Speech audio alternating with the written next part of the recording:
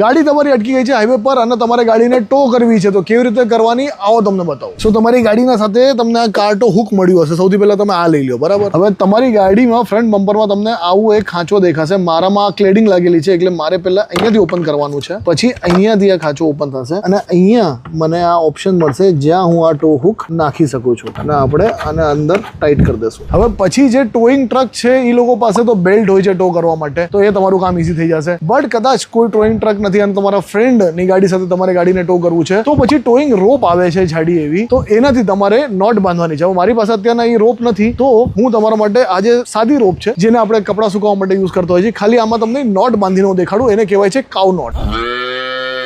હવે આવી રીતે તમારે રસ્સી લેવાની છે, એને તમે આમ રાખો હાથમાં. આ એક લૂપ બનાવી લો તમે, બરાબર. આ લૂપ આપણે અહીંયાથી પાસ કરશું, બરાબર. હવે આ જે નાની રસ્સી છે એને આપણે છોડ દેશું. મોટી વાળીથી પાછું આપણે એક લૂપ બનાવશું અને એને આમાંથી પસાર કરશું.